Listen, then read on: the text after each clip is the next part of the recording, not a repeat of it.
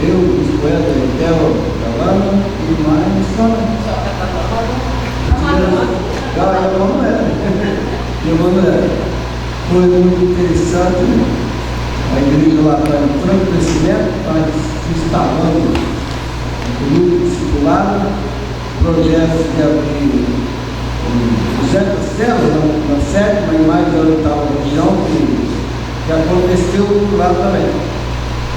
Então, o clima cultural da nossa igreja está bom.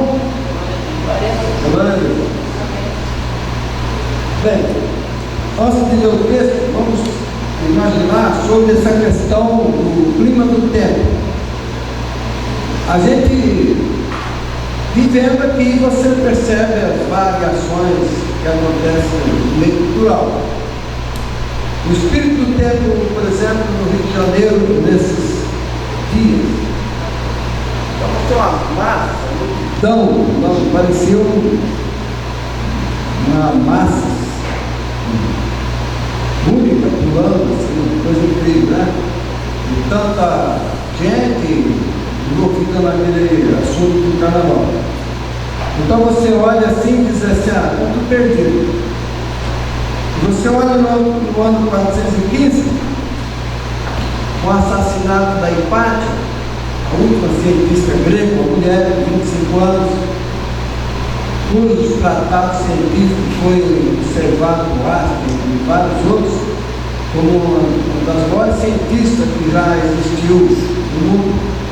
25 anos, filha de Teon, ela é esmagada, estrangulada, arrastada pela rua, por cristãos fanáticos. Então, o espírito daquele tempo, em que se imaginava que fosse uma coisa boa, né? Era uma coisa trágica.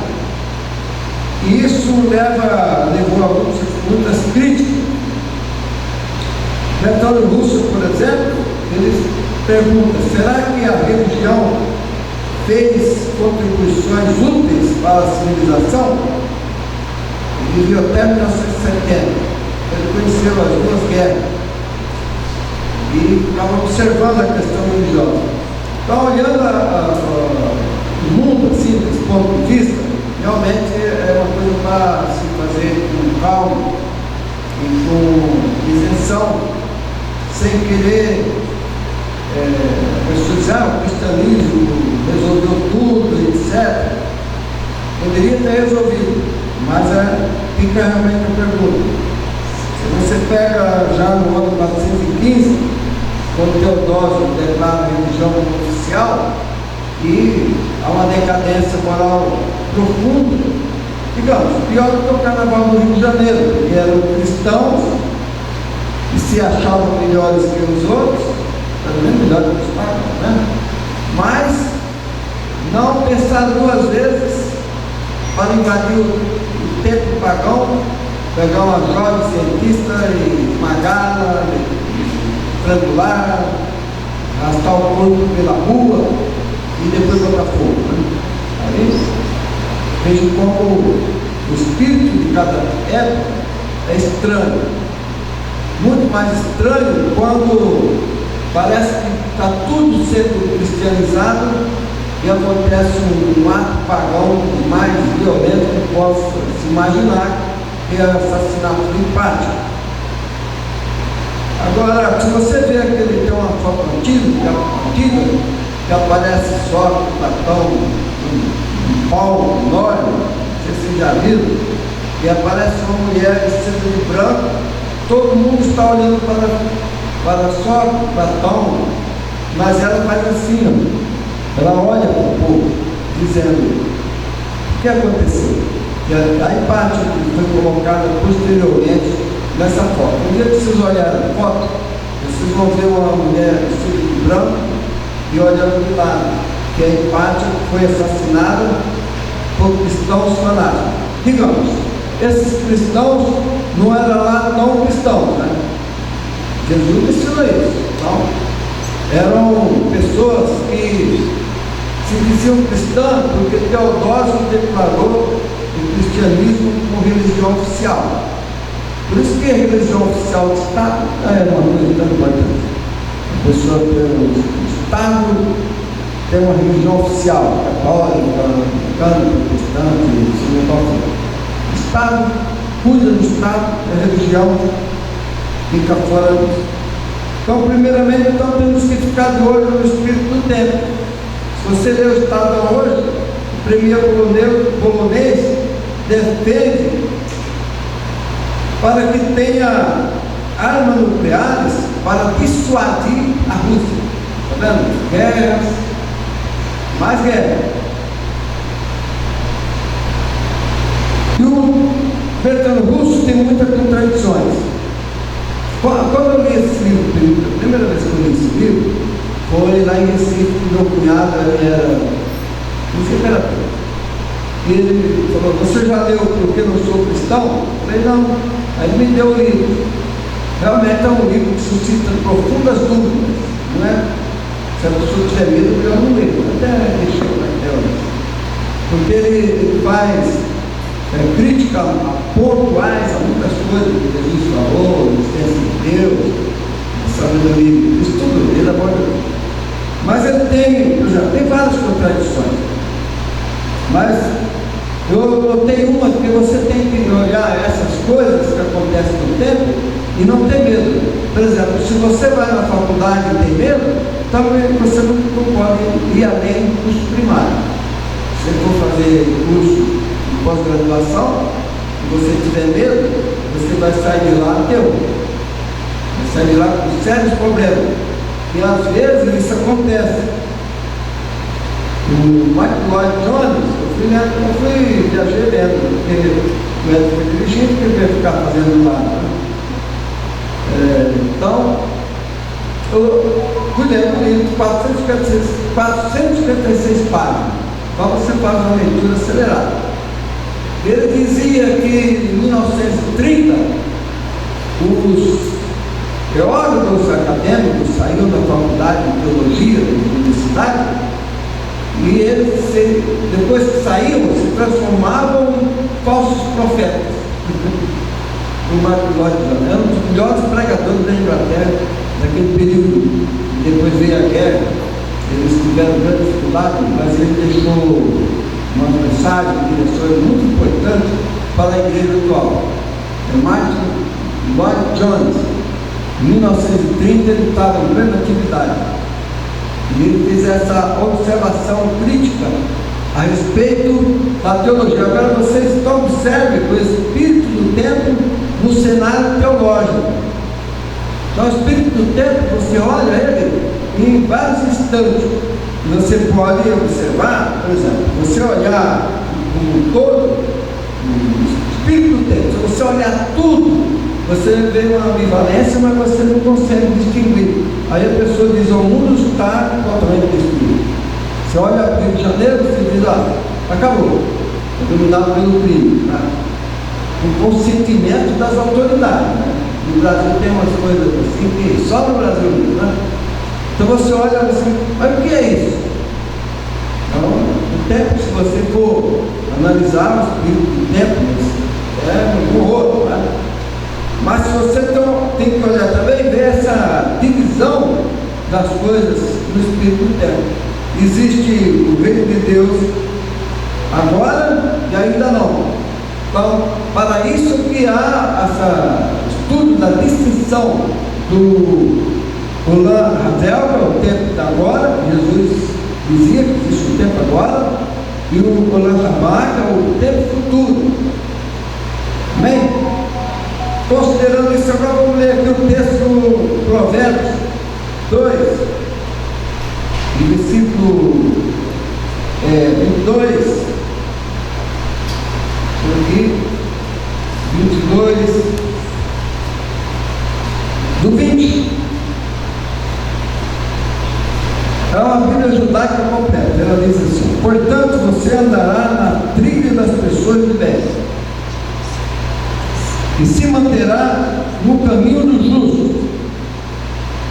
Os justos viverão na terra, os puros de coração lá permanecerão, mas os ímpios serão exterminados. os infiéis serão expulsos. Vamos ficar de pé e vamos fazer aqui para nós.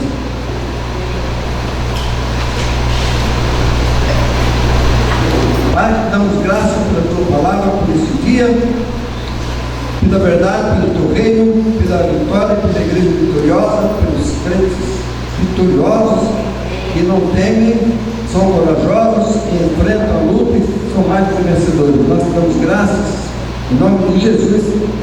Amém.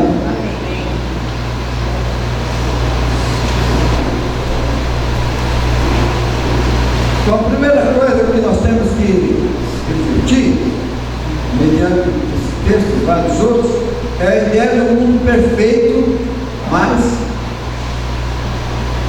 aí entra sempre mais, né? Quer dizer, a ideia de um mundo perfeito, viu? Mas você diz, mas não é perfeito. Mas aí eu digo, mas é perfeito. Por isso que existe essa ambivalência, perfeito, não perfeito. E você vivendo as duas coisas, olhando, está imperfeito, está perfeito.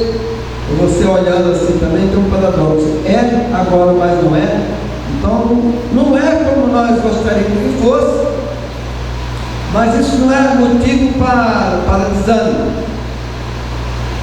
Não é porque Jesus mandou os porcos, os espíritos, os demônios entrar nos porcos, e você diz, mas que maldade. Você vive Bertrand Russell, então mostra que isso não está certo, Jesus fazer isso. E ele disse, não existe demônios, Bertrand Russell disse. Também não existe inferno. Era um problema no tempo do Michael Lloyd Jones, que as pessoas saíram da faculdade de teologia crendo em quase nada, né? Não criam muito no inferno, mas também não criam muito em Jesus, e no fim viravam, ele disse, falsos profetas graduados em falsas profecias. Mas nesse termo que a contradição do Bertrand Russell, por exemplo, na questão do espírito do tempo, na questão que ele observa que o cristianismo não é uma coisa superada e que não fornece nada para melhorar a civilização, ele cai em contradição na medida que ele diz, por que entrou o demônio nos porcos? Mas se ele não crê em inferno e nem em demônio, ele não poderia citar esse texto que usa demônio, que é uma figura que ele diz que não é a realidade. Então fica difícil para ele sustentar essa tese e várias outras, por exemplo, a questão do tempo do fim, etc. E ele fez um grande sucesso em 1970, e muitas pessoas ficaram na faculdade, deixaram de crer em Deus e crer em Jesus e tal, e virou uma situação muito complicada. Agora, a ideia de um mundo perfeito, essa ideia foi colocada na mente das pessoas por Deus. Não é uma ideia que pertence apenas aos profetas, ou aos evangelistas, ou à igreja em si. É uma ideia que Deus colocou na mente do ser humano. Então, se você olhar a história do espírito, do tempo de cada época, você vai encontrar, por exemplo, o mundo novo. O mundo novo de Thomas More, por exemplo. Thomas More, ele cria uma cidade utópica, uma cidade onde não tem nenhuma injustiça, ninguém rouba, ninguém assassina, ninguém se apropria das coisas dos outros, ninguém é violento, todo mundo é bom, todo mundo é perfeito. Mas isso é conhecido como uma ideia utópica, utopia, quer dizer, é uma visão extraordinária de uma coisa que não é real. É isso que se atribui a Thomas More. Depois aparece também a Cidade de Deus de Santo Agostinho. Se você lê a Cidade de Deus, eu ganhei esse livro, a Cidade de Deus. Santo Agostinho, ele é do ano 354, Thomas More é de 1400, século 14, 15. E tem o Santo Agostinho que é do século IV, né? Então essa ideia do mundo novo, de um mundo bom, pacífico, está na mente das pessoas. Thomas More era um cristão nominal, quer dizer, digamos, não tenho certeza disso, mas era os filósofos cristãos, mas ele tinha uma ideia de um mundo assim. Santo Agostinho já escreveu a cidade de Deus, que é uma cidade paralela, invisível, e que você vive nela, vizinho da cidade que não é de Deus. Entende? Por exemplo, você está numa sociedade, você está na cidade de Deus, mas bem do seu lado, bem à sua volta, atrás, na frente, em todo canto, está a cidade que não é de Deus. Então a cidade de Deus, ela vai caminhando no mundo caótico, progredindo. Santo Agostinho viu isso. E é uma das exposições assim, bem feitas, argumento bem feito a respeito da existência do reino de Deus paralelo. Agora, mas ainda não. Quer dizer, é agora, um tempo de agora, que Jesus falou, em que existe o reino de Deus. E Jesus disse: o reino de Deus está dentro de vós. Então você está no reino de Deus, propagando o reino de Deus, na cidade de Deus, e ao seu lado tem guerra, número de guerra, tudo quanto é coisa que não pertence ao reino de Deus. Está bem aí do seu lado. Santo Agostinho escreveu a cidade de Deus. Mas a ideia do mundo novo, apesar, porque quando você lê no texto que os juntos serão arrancados, esse texto ele tem que se ler com muito cuidado. Por quê? Porque a pessoa diz assim: vamos fazer isso. Talvez aquele pessoal do tempo do Pátio, no ano 415, 420, por aí, que assassinaram aquela jovem, esses cristãos estavam se achando assim, bons, né, então, e se encheram de ódio contra a religião pagã. Sabe aquele ódio do mesmo protestante que teve no católico? Hoje nem tanto. O Martin Jones falou que não alimentava nenhum ódio contra a católica, mas naquele tempo as pessoas alimentavam ódio contra a religião contrária, e às vezes era gente importante, que nem Cirilo, que se tornou santo da igreja católica.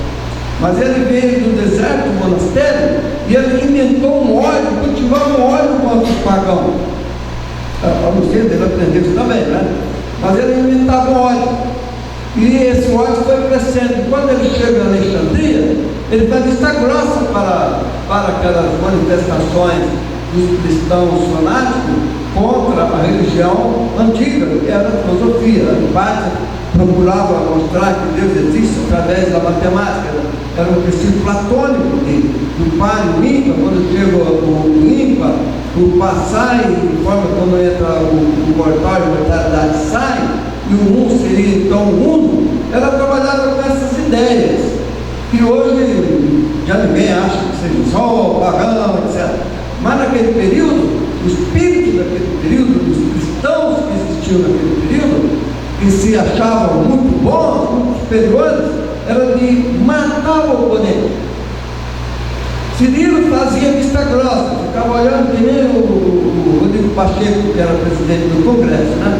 Ficava assim, com aquela cara de boneco de louça, olhando assim, com a boca aberta, como quem não está vendo, né?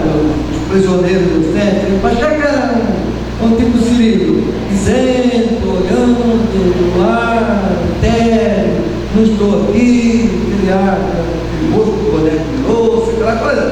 Então o Cirilo fez essa cara de mais, e a violência foi crescendo, e começaram a matar judeu. Olha, está vendo só? O espírito do tempo, você diz assim: mas o mundo evoluiu. Existe uma evolução e uma involução ao mesmo tempo. Uma coisa mais paradoxal que existe é exatamente o reino de Deus aqui, agora e ainda não. Então, já no ano 415, as pessoas se achando muito cristãs, resolveram fazer o cristianismo violento. É por isso que nós temos que ter muita paciência com quem não é. Digamos, os evangélicos, que é mais tradicional, até sentidoso mesmo, tem que ter paciência. Você não pode remover. Você olha o texto e fala assim: então vamos arrancar o ímpio da terra. Foi o que pensaram aqueles fanáticos. Como arrancar o ímpio da terra? Eles vão desaparecer. Então nós vamos fazer desaparecer através das nossas santas mãos e santas espadas, não sei o que mais, né? Então veja só, que esse texto ele fala de um Olam Abá, texto futuro, só depois do arrebatamento que vai abrir, não vai acabar, porque ele tem Jesus, não vai achar espaço para ser ocupado, o senhor está deslocado, está arrancado, está separado, como diz o texto. Então essa ideia de um mundo novo,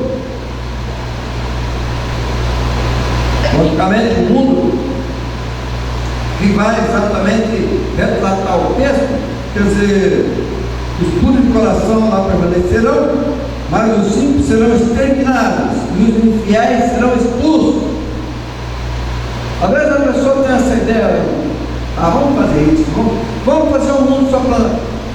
Sempre há essa ideia no coração das pessoas. Uma vez no retiro no Japão, uma jovem, Cristina Borges,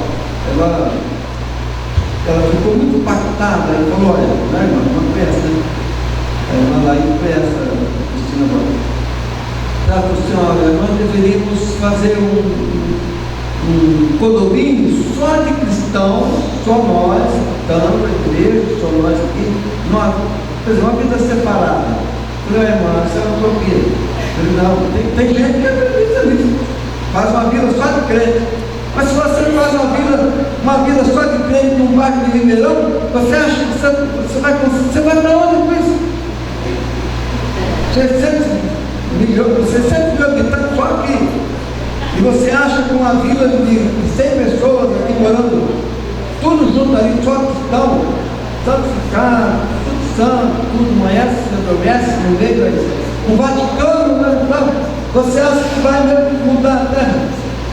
Jesus veio para exatamente acabar com isso. Isso, Gilbert Kettler dizia que Jesus veio para acabar com essa religião da luz interior, desse isolamento. Adora um Deus interior. Não é nada disso não. Você adora um Deus fora de você, não é um Deus interior não. Então, essa ideia de um mundo perfeito, ela é uma ideia que, como Deus coloca no coração das pessoas essa ideia do mundo perfeito, é porque ele vem através de Jesus e vem depois que Jesus estabeleceu o reino. Não tem outra situação que possa instalar, instituir, configurar o reino de Deus na terra. Não tem jeito. Não é troco que vai fazer, nem Elon Musk. Elon Musk até agora está falando que entende Apocalipse. Eu coloco lá no site dele. Elon Musk não entende de Apocalipse. Ele acha que ele descobriu algumas coisas? Não é assim. Tá?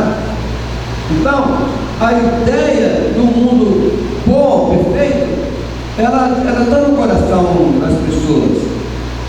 Se você pegar a Sinfonia número 9, uma ode ao mundo novo. Então, a Sinfonia número 9, ela é a expressão de um mundo perfeito. Uma ode, uma canção ao novo mundo. É a Sinfonia número 9. Quer dizer, há muitas maneiras de você ouvir essa sinfonia. Você pode ouvir descuidadamente, né? Porque não tem letra e tal, tem, tá, o culto ela é bom, né? Mas quem traduziu? Então a pessoa ouvir por distração, como você ouvir no quarto, ou assim, é legal também. Mas ou como se houvesse um outro cantor e tal, você escuta ou um recônico, por exemplo, né?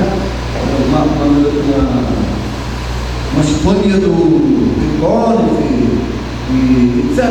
Mas quando a sinfonia número 9, ela tem conteúdos mais profundos, porque Beethoven atendeu a letra de um amigo que colocou essa música para transmitir essa ideia de um mundo novo através de notas musicais. Muito difícil, né? Mas essas notas musicais, se você fizer uma observação, o Mateus, jornalista, que morava em Nova York, ele dizia que ele é ateu, mas aquela nota aguda, o máximo, aquele tom máximo daquela nota, tão perfeita, Olha, você entender muitos minutos para saber que aquela nota é tão perfeita na Sinfonia número 9 que ela exige um ser mais perfeito para criar aquela nota perfeita. Então, as pessoas dizem assim: como é que você vai falar da existência de Deus? Que é uma grande discussão com Bertrand Russell, e ele usava muitas argumentações, mas esse Paulo França, ele é muito engraçado, aquele jornalista de 9 horas. Parecia que estava sempre bêbado, né? E dizia que ele bebia muito mesmo. Mas ele falava isso. Ele não acreditava em Deus, mas ele, ao ouvir aquela nota perfeita, ele pensava: e quem fez a nota perfeita, se não ser mais perfeito do que a nota perfeita? Quem seria? Seria o ser perfeito? Essa nota, por acaso? Então, essa ode ao mundo novo, ela tem expressões da ideia do mundo novo que foi colocado por Deus no coração dos homens. Santo Agostinho, Tomás More, Beethoven, e por aí vai. Então ele começa: filha de Elísio. Elísio é um lugar paradisíaco, e um lugar onde as pessoas têm aquele sonho milenário, todo mundo vive em paz, e habita ali com Deus, olha para o céu e imagina que além das estrelas existe um ser amoroso que cuida dos homens, e que depois que todos os homens seriam irmãos. E aí está a ideia do mundo perfeito que foi estabelecido por Deus nos corações. E Beethoven também. Beethoven foi cristão, batizado. Mas, é claro, tem gente que fala assim: não, mas ele não foi batizado na igreja reformada. Que história é essa? Ele foi batizado. Então, Beethoven ele expressou essa ideia oculta nas notas musicais. Você pode até ouvir, agora chegar em casa, põe lá na Sinfonia número 9, mas fica calmo para ouvir. Você não vai uma letra, você pode pegar, encontrar a letra, e ela não vai falar, ela vai falar de Deus, estou limpo, mesma coisa. São coisas, sinais da eternidade colocada no mundo pagão, porque Deus amou o mundo de tal maneira. Para você entender que Deus amou o mundo de tal maneira, vocês vão ler Don Richardson, o Fator Melquisedeque, onde mostra que Deus amou de fato o mundo inteiro, não só a 12 de Deus, 24, mas amou o mundo inteiro. Por isso colocou nos corações até de gente selvagem o princípio do amor de Deus, da divindade, o princípio das entranháveis misericórdias de Deus. O ser humano, ele tem esse toque divino. Por isso que John Wesley dizia que ele tem a imagem de Deus. Não é como, por exemplo, as pessoas radicais que diz: o homem caiu, virou nada, entendeu? Depois da queda que o homem se transformou num meio diabo, um ser humano assim, cabeça de ser humano, o corpo de cavalo, cabeça de gente, não é gente mais, depois da queda, não. O homem foi criado à imagem de Deus. John Wesley reconheceu isso, imagem dele. Portanto, aquele que tem a imagem de Deus tem em si a possibilidade de responder ao chamado, como Jesus disse: vinde a mim. Jesus não disse: vinde a mim para quem pensava como um cavalo, que não pensa. Diz para seres humanos que é a imagem dele, a imagem de Deus. Ele tem a imagem de Beethoven, tem a imagem de Deus, Índio tem a imagem de Deus. As pessoas, Hipátia tinha a imagem de Deus nela. Todo mundo tem a imagem de Deus em si, escondido. É preciso ter uma argumentação para abrir essa porta, e não para chegar e jogar pedra. Ninguém vai querer comprometer alguém jogando pedra, não é verdade? Então, nesse princípio aí, o que é que se tem, o segundo ponto que temos que pensar, o que devemos fazer? Porque você lê o texto assim, parece alimentar muito o espírito da cruzada, né? O homem também esse ser ambíguo de 1 e 2, assim, de duas faces, né? Se ele olha assim, se lê o texto que está escrito, os ímpios ímpios serão exterminados. Olha a palavra, né? Boa para usar, né? Boa para exterminar. O que é exterminar? É assassinar, matar, botar fogo, destruir. Então, pessoal, olha só, os ímpios, o que são os ímpios? São os impiedosos que não adoram a Deus. Por isso que eles são chamados de ímpios. Aí você pega e fala assim, ó, impiedosos e tal, vamos matar, mas não só matar, mas esquartejar, não só esquartejar, mas arrastar pela rua, não só arrastar para ficar bem caracterizado com ímpio, vão ser destruídos, põe fogo tudo que nas suas filhas. Acabou o ímpio. E quem se torna ímpio? Aqueles que mataram a mulher. Eles que eram ímpios, né? Então, por isso que os ateus se alimentam dessas coisas. Então as pessoas dizem assim, quem são realmente os heréticos? Não são os que são queimados na fogueira, mas aquele que vai com um fósforo lá assim, e põe fogo na fogueira. É ele que é o herético.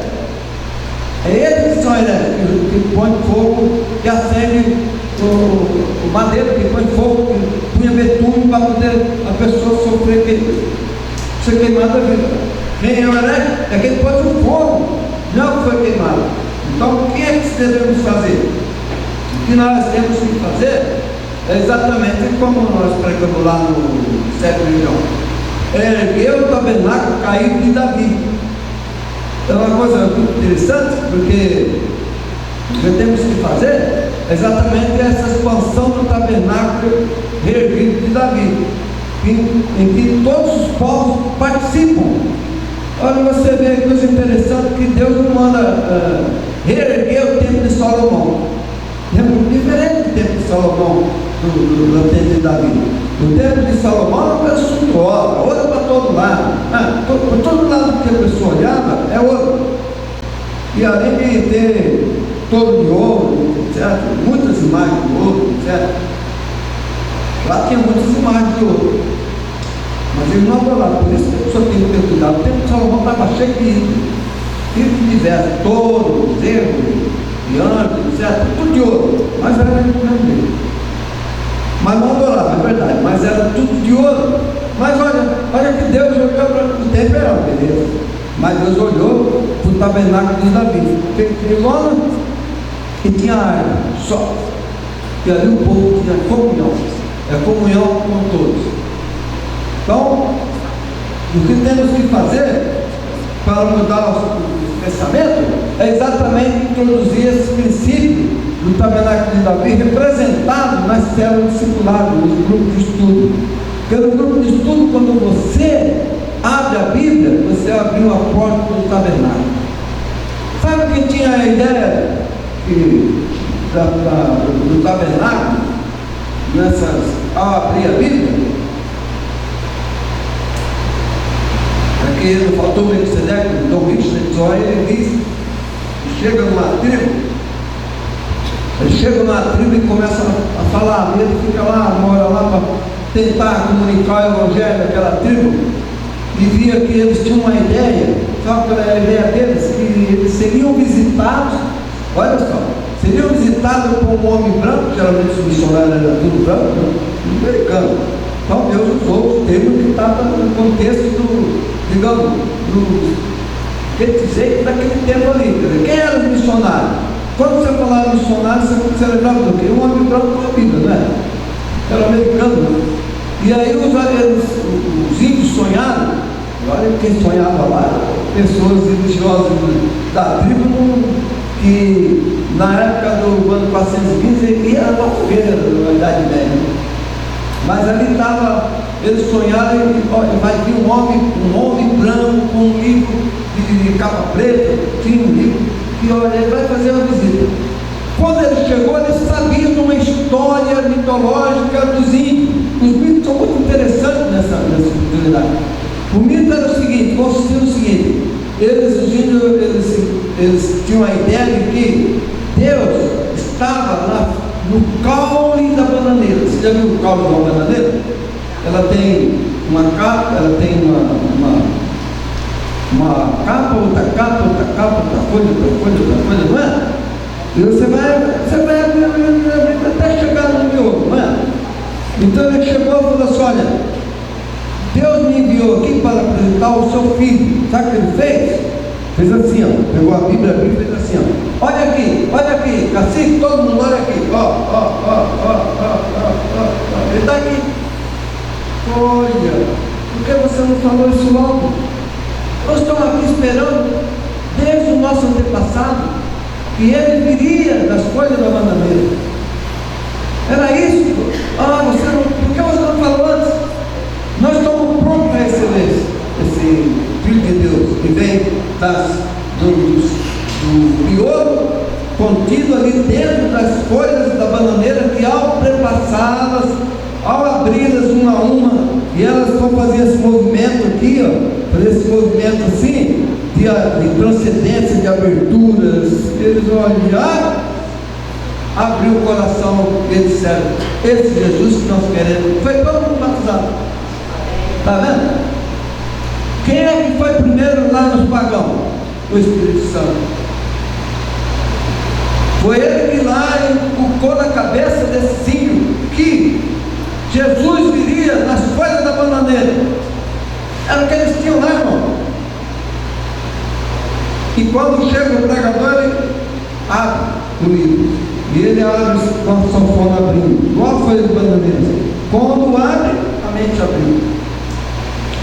Então, porque o que temos que fazer é exatamente chegar nas pessoas e mostrar Jesus. Evidentemente, Jesus e a cruz.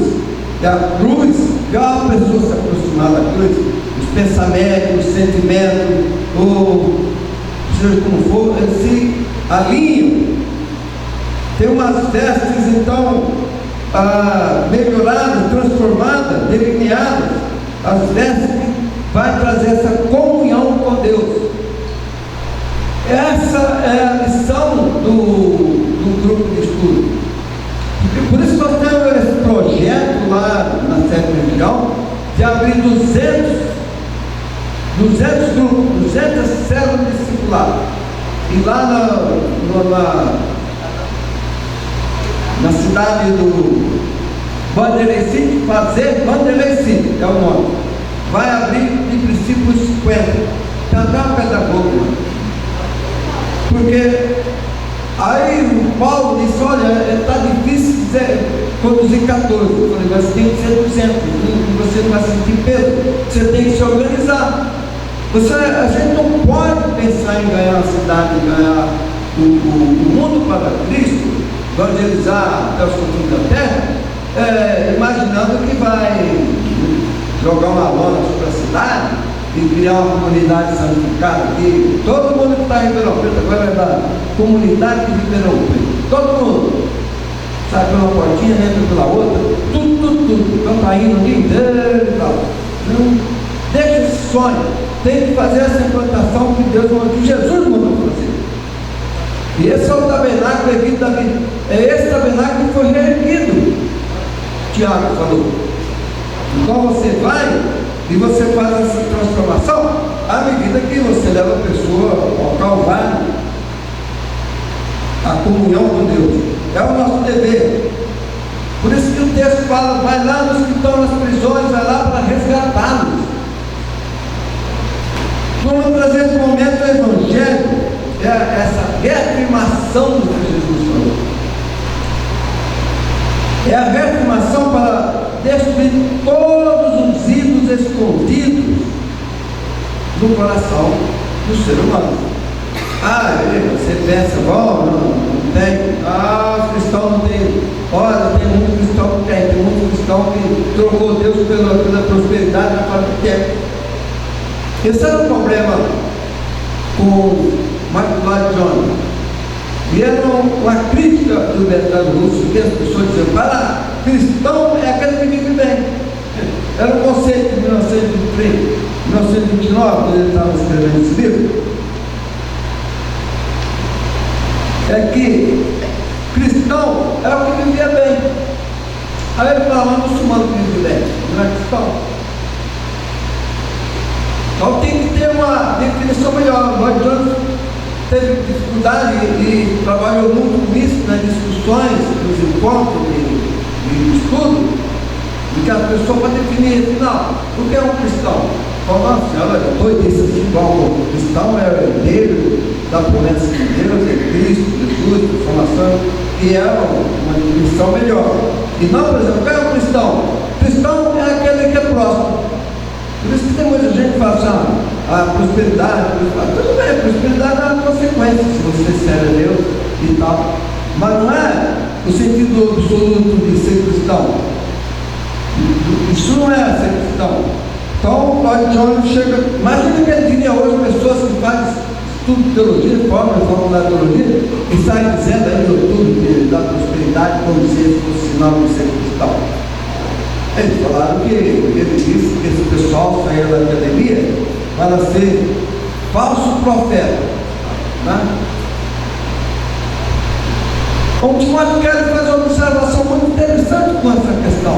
Ele observa o seguinte: qual é o primeiro mandamento? Então ele diz: não terás outro Deus além de mim, não terás outro Elohim diante de mim.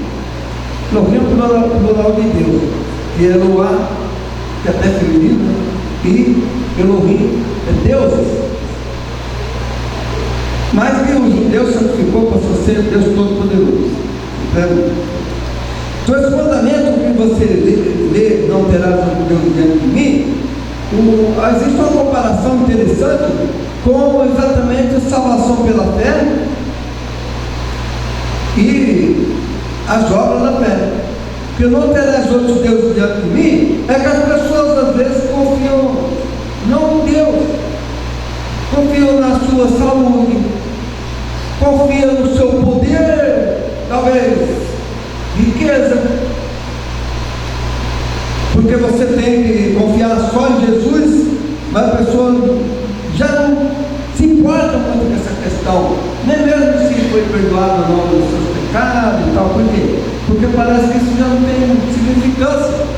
Foi uma crítica feita pelos filósofos, dizer, bom, mas os cristãos não parecem que levam muito a sério as palavras de Jesus. É o que parece também. É o que parecia para Lloyd Jones, mas Lloyd Jones em 1930, no seu 29.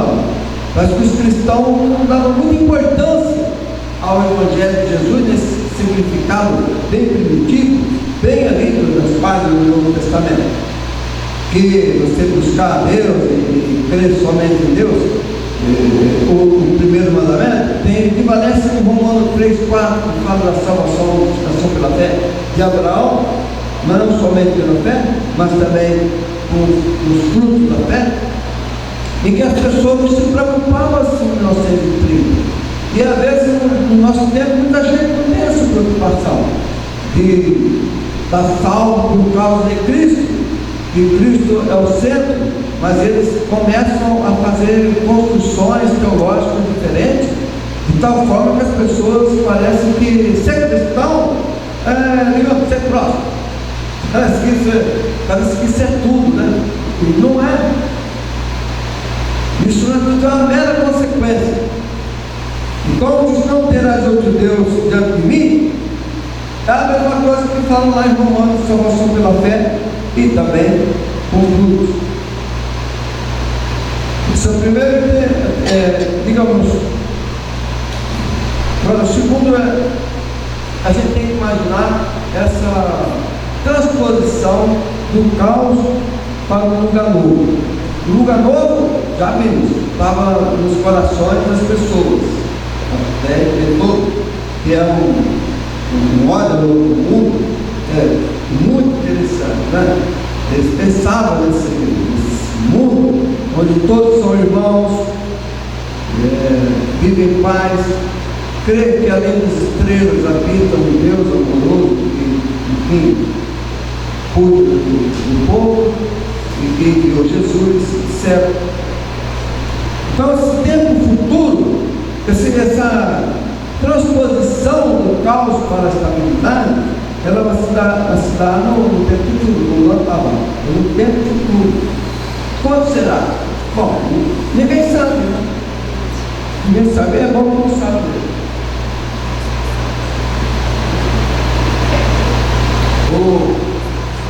O irmão lá da certa região, ele foi lá no hotel para tirar essa dúvida. Enfim, como é que é? Quando é que Jesus vem? se esse tempo, esse lugar de glória, só tem tempo para responder. Não dá para. Tudo bem, já que estava com tempo, quando você viaja, tem muito tempo. Se eu quiser ficar 2 horas na ligação, estou ali, tudo bem, pega um lápis, caderno, fica tudo direitinho. Então eu expliquei para ele a questão desse novo tempo, dessa transposição para o reino de Deus no sentido da plenitude.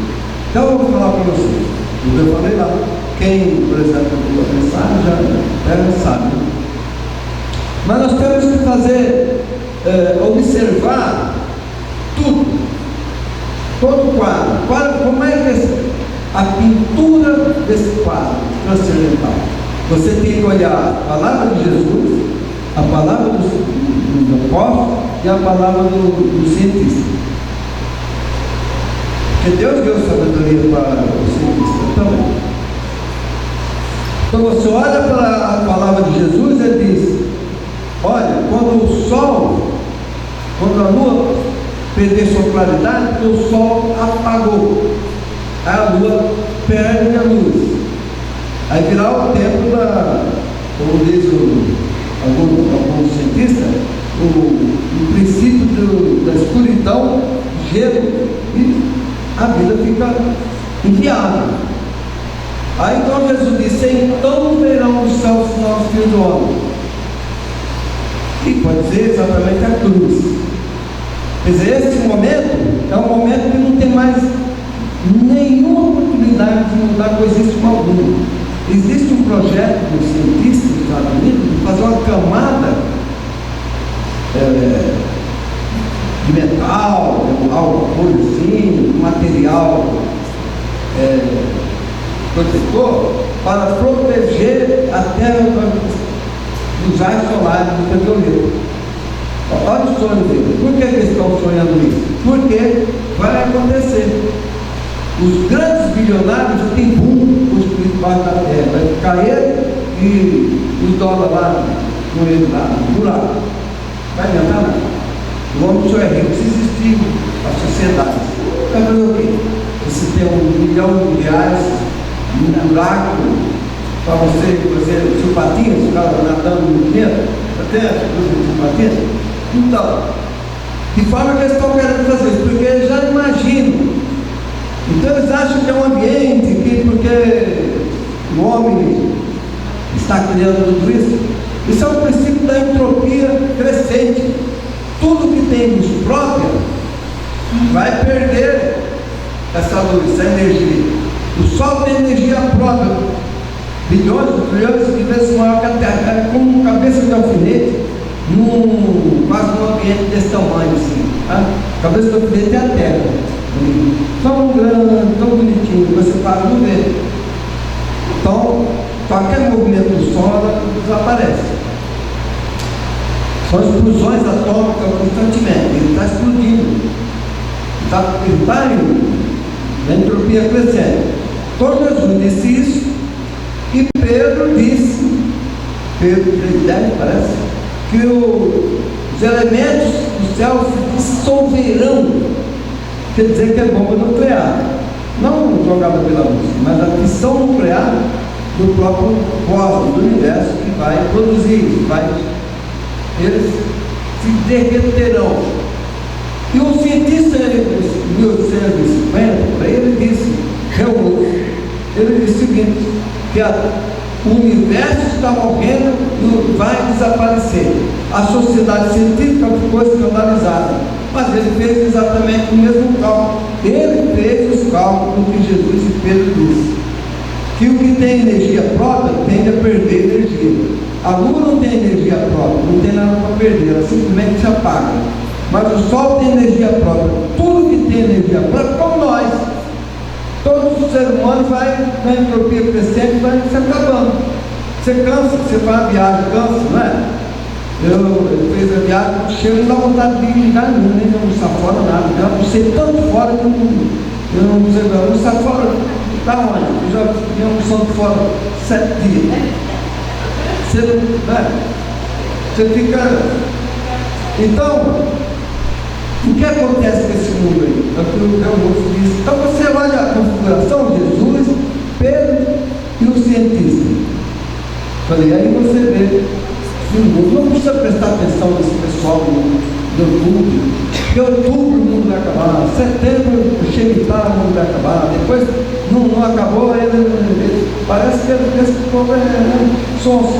Aí já começa a falar do outro dia, não deu certo, vamos falar do outro dia, não deu certo, vai falar do outro dia. Assim todo mundo acerta também, né? Não é hoje e amanhã, não é hoje e amanhã, acabou. É o que Pedro disse, vamos parar a conversa, um dia como o outro como um dia, acabou o assunto. Não tem dia determinado, porém tem o espírito do tempo. Jesus disse qual seria o espírito do tempo. Seria essa em relação ao planeta. Aí então é o momento em que fecha o tempo, consumação do século. Bom, eu estou satisfeito. Agora, é claro, eu falei, você compra aquele livro Isso do Céu Eterno, que eu faço uma abordagem mais detalhada e tal, para poder a pessoa fazer uma análise. Eu conversando com a mãe do André, foi numa festa lá em casa, com a mãe do André, esposo da Rafaela. E ela, se eu soubesse, sempre puxava o assunto antes, mas ela, bem no fim, já que ela estava para ir embora, ela falou que ela é professora de física. Falou, que bom, aí eu vou fazer um questionamento nesse caso. A senhora sabe do Albert Einstein? Trabalhando com a ideia da luz, que é órgão, né? Se você ler o Gênesis, falei com o Paulo, se você ler o Gênesis, você vai ver que ele usa muito o termo luz. Ele é 300 mil quilômetros por segundo. Por segundo. Agora você acha um dia, quanto segundo tem um dia, multiplica por 300 mil, multiplica por 6 e dá o ano luz dá 9,4 bilhões de anos-luz. Imagina então dar mais de 44 anos luz, trilhões de anos-luz para a criação da Terra. Não é espetacular? Ah, mas, bom, o nosso irmão Iago diz que prefere acreditar literalmente. Ah, seria interessante. Deus vai assim, ó. Adão e Eva, fala. Depois Deus fez assim, estrela! Aí, Deus é poderoso, hein? Aí depois Deus disse assim, agora ele pega a varinha, né? Condão, não sei, montanha, rio, pode ser só aposentado, mas não pode ser um Big Bang. Eu falei para o Paulo, um Big Bang no começo, expansão, fazer assim até fácil, mas fazer uma explosão assim e vai crescendo, porque até hoje ecoa,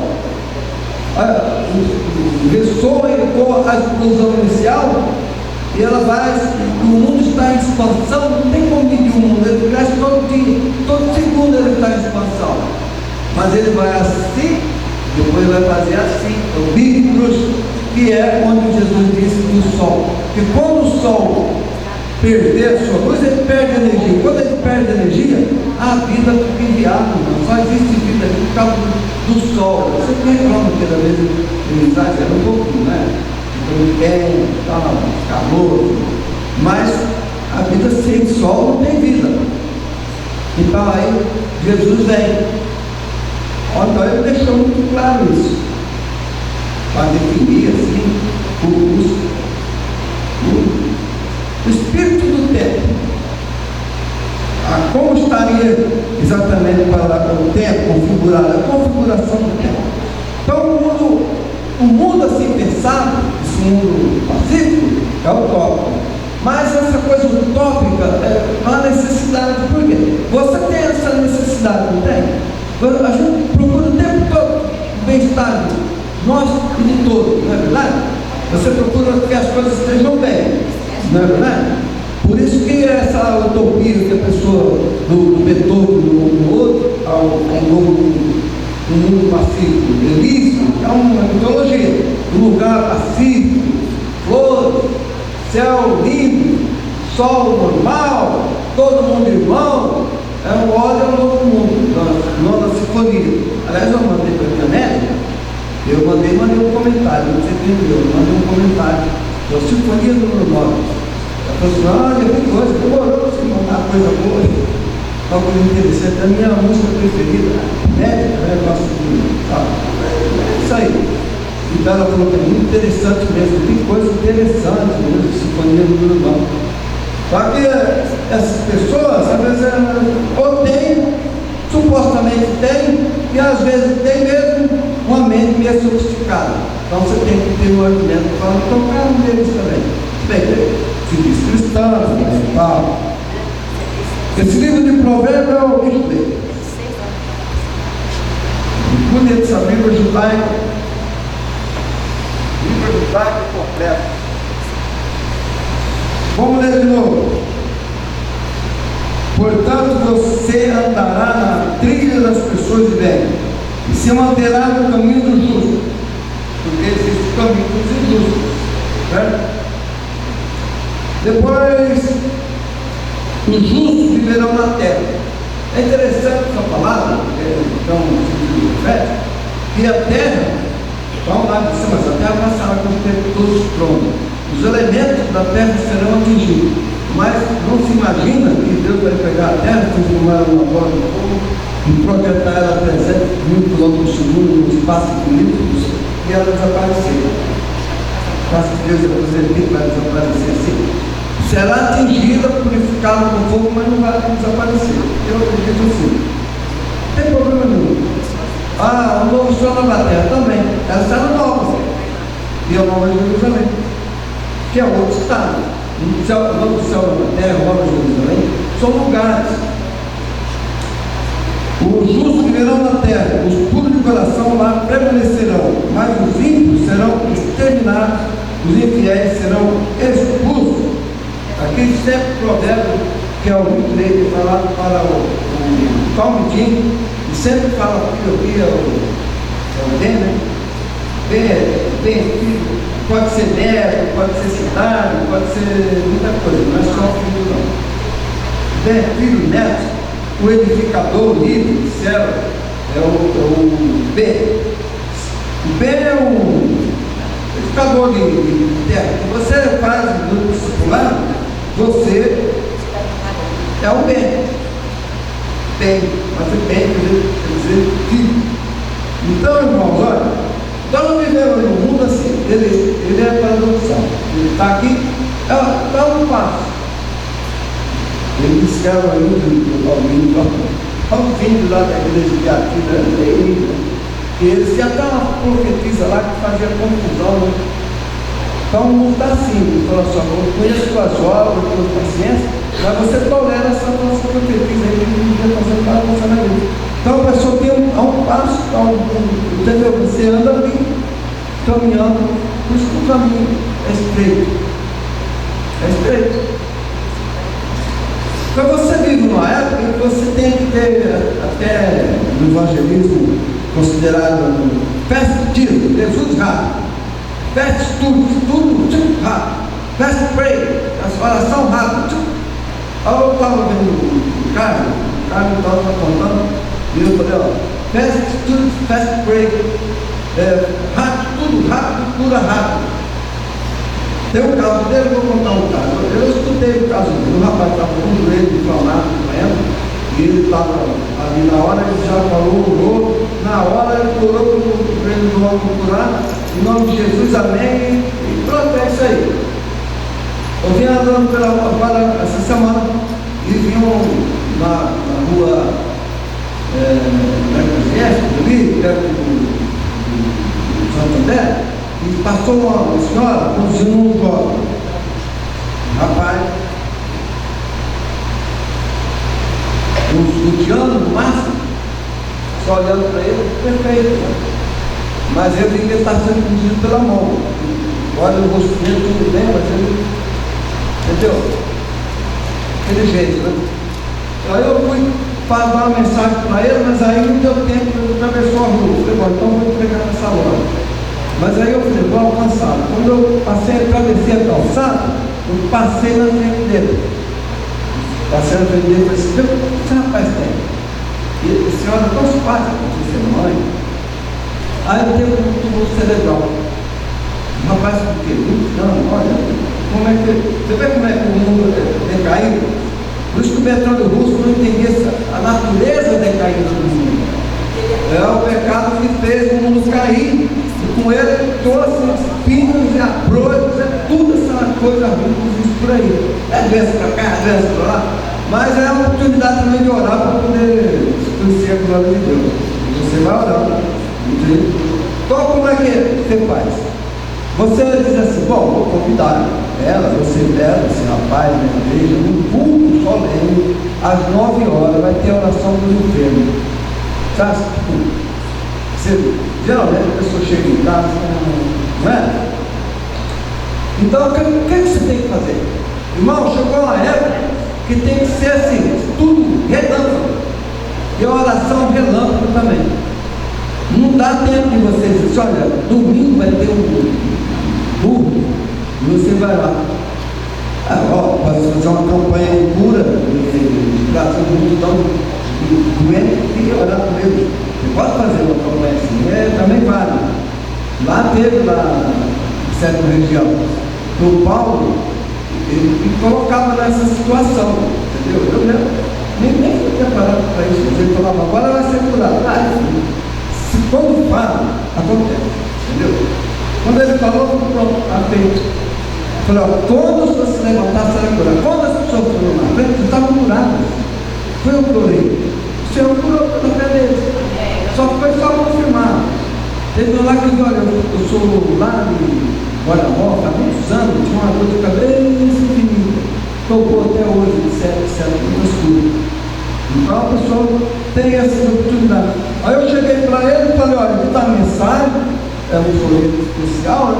Minha carteira está com a gente de compra disso. Se eu jogar ali, vai tudo bem. Aí ele falou, ele chama Hélio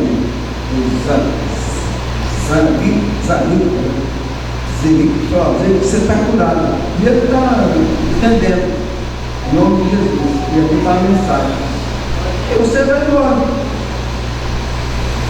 Teve casos de gente que já conseguiu detectar a resposta. Mas você nunca mais vai ver. Entendeu? Mas é rápido. Não tem como você dizer, olha, domingo você vai com tudo. Não dá mais. Se tiver, deu chance, fast play, oração relâmpago. Curado em nome de Jesus. Cura na hora, depois. Isso não é da sua competência. Então você tem que fazer isso. É Nick o nome dele, rapaz, o nosso Senhor. Então, está aí, irmãos, quando você lê esse texto de Provérbios 8, 20 e 22, você tem que ver que você não pode dizer assim, bom, mas aqui então o cruzado estava certo. Os ímpios foram eliminados. Olha, o cruzado exterminou. Os infiéis foram expulsos. Que nada. Isso aqui é um futuro, até lá, agora o novo Jesus falou, segundo advento, agora é o que se diz, tempo de confronto. Agora nós estamos em guerra, confronto. Agora, é claro, essa guerra não é para espada de matar ninguém, nem de xingar ninguém, nem de ficar brigando, nem tem igrejas brigando, por causa não sei o que. Olha, você quer saber? Essa briga de igreja é sempre por causa do caixa. Aí você, caixa é o dinheiro. Entendeu? Essa briga que tem aí, quem que é o público? Pode perceber. É dinheiro. Não é do bem, ser mais misericordioso do que o outro, ser mais santo. Não. Dinheiro. Ser cristão, você vê? Por isso que o Bertrand Russell, ser cristão, se for isso, não me parece ser uma definição que corresponda realmente ao significado de ser cristão. Às vezes eu coloco no Instagram, o pessoal que estão brigando aí e tal, por causa de igreja, é melhor voltar para a igreja católica, que lá está mais calmo. Vai lá, que a missa você fica mais em paz do que você ficar numa igreja protestante, brigando, xingando, fazendo umas coisas que você pensa assim, é isso aí. como é complicada essa questão dos infiéis. Quando uma pessoa confunde e ser cristão não é isso, não pode ser isso. Por isso, nosso estatuto já está escrito: não tem salário para ninguém. Quem quiser ficar rico, compra a fazenda lá, o nosso irmão do 7 milhões, todo milionário, só fala em milhões. É incrível, né? Eles ajudam muito, as igrejas ficam ricos, é só rico. A cidade de Luiz Eduardo Magalhães, eu acho que é uma das cidades mais ricas que tem no Brasil. É muita riqueza, é bem pequena, cidade nova, mas tem esperança. Tem grande esperança e tem um povo que busca Deus, que ensina o Evangelho. Então Deus abençoa essas pessoas. É claro, ser rico é uma bênção. Se você está sendo usado por reino de Deus, né? Você serve o reino de Deus, bom.